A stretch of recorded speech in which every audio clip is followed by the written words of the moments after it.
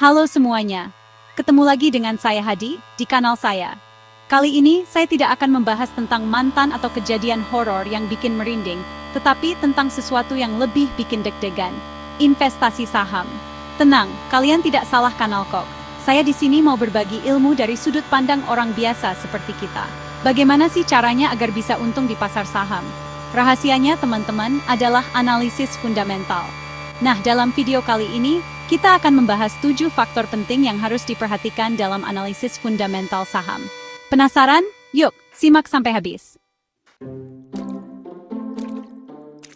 Oke teman-teman, pertama-tama kita bahas tentang kondisi makroekonomi. Bingung ya? Tenang, santai saja. Begini deh, bayangkan makroekonomi seperti mantan. Kadang bikin senang, kadang bikin pusing. Nah, sama seperti mantan, kondisi ekonomi juga begitu. Ada kalanya naik, ada kalanya turun. Faktor-faktor seperti inflasi, suku bunga itu ibarat sifat-sifat mantan yang kadang bikin kita gregetan. Inflasi itu seperti mantan yang boros, bikin harga-harga naik terus. Hai, suku bunga seperti mantan yang posesif, bikin kita susah bergerak untuk meminjam uang. Terus, hubungannya dengan investasi saham apa? Jelas ada dong. Kalau inflasi lagi tinggi, perusahaan bisa menaikkan harga jual produknya. Tapi kalau suku bunga naik, perusahaan bisa susah berkembang karena biaya pinjamannya mahal. Makanya, penting sekali untuk mengerti kondisi makroekonomi sebelum investasi saham. Sekarang kita bahas tentang industri dan sektor perusahaan. Ini penting sekali teman-teman, seperti kita sedang memilih gebetan. Masa iya sih sudah capek pendekatan, ternyata tidak cocok. Nah, sama seperti itu, kita juga harus jeli memilih perusahaan di industri dan sektor yang tepat. Setiap industri punya siklus bisnisnya masing-masing. Ada kalanya industri lagi naik daun, ada kalanya lagi lesu. Misalnya, industri teknologi lagi booming banget beberapa tahun terakhir.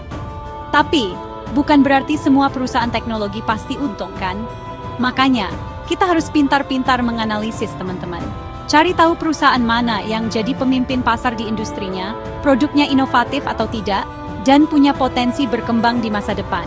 Jangan sampai kita salah pilih, sudah terlanjur investasi, ternyata perusahaan malah bangkrut. Oke, faktor selanjutnya yang tidak kalah penting adalah kualitas manajemen dan kepemimpinan. Bayangkan saja teman-teman, kalau kita lagi naik kapal, tetapi kaptennya tidak becus.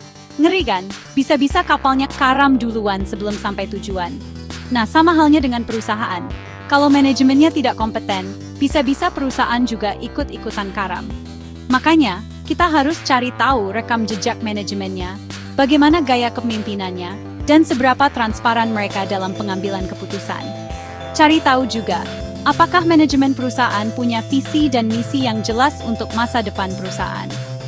Jangan sampai kita invest di perusahaan yang dipimpin oleh orang yang cuma memikirkan keuntungan pribadi, tanpa memikirkan nasib investor kecil seperti kita. Lanjut, teman-teman, kita bahas tentang model bisnis dan strategi perusahaan. Ini seperti peta harta karun, menunjukkan bagaimana caranya perusahaan bisa menghasilkan untung. Setiap perusahaan punya model bisnis yang berbeda-beda. Ada yang jualan produk, ada yang jualan jasa, ada juga yang jualan mimpi. Maksud saya, jualan ide. Nah, yang penting bagi kita sebagai investor adalah, apakah model bisnis perusahaan ini masuk akal dan berkelanjutan dalam jangka panjang? Selain itu, perhatikan juga strategi perusahaan dalam menghadapi persaingan. Apakah mereka punya strategi pemasaran yang jitu? Apakah mereka terus berinovasi untuk mengembangkan produknya?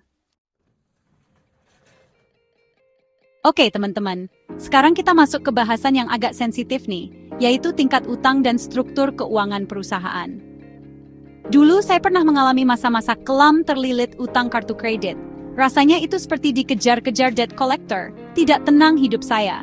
Nah, perusahaan juga sama teman-teman. Kalau utangnya kebanyakan, bisa-bisa perusahaan malah kolaps, dan kita sebagai investor gigit jari. Makanya, penting sekali bagi kita untuk mengecek rasio utang perusahaan terhadap aset dan ekuitasnya. Pastikan perusahaan punya struktur keuangan yang sehat dan tidak bergantung terlalu besar pada utang. Ingat, teman-teman, investasi itu tujuannya untuk untung, bukan untuk menambah beban pikiran. Sekarang kita bahas tentang kinerja dividen dan arus kas. Ini nih yang ditunggu-tunggu teman-teman. Seperti kita sedang menunggu transferan dari pacar. Kalau arus kas perusahaan lancar, dividen pun bisa mengalir deras ke kantong kita. Arus kas yang sehat itu ibarat napas kehidupan bagi perusahaan. Kalau arus kasnya seret, bisa-bisa perusahaan megap-megap dan kolaps. Makanya, kita harus cek laporan keuangan perusahaan, pastikan arus kas dari operasionalnya positif dan terus meningkat.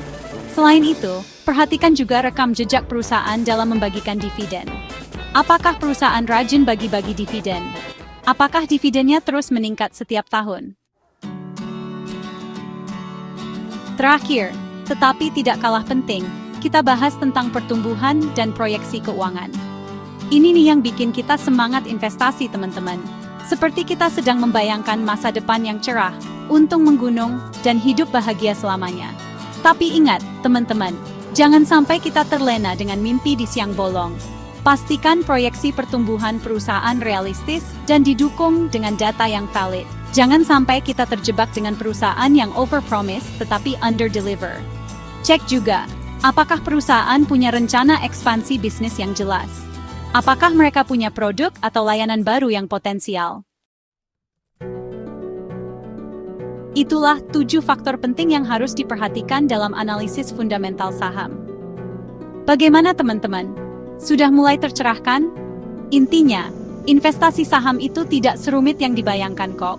Asal kita jeli dan teliti dalam menganalisis, untung pun bisa datang menghampiri.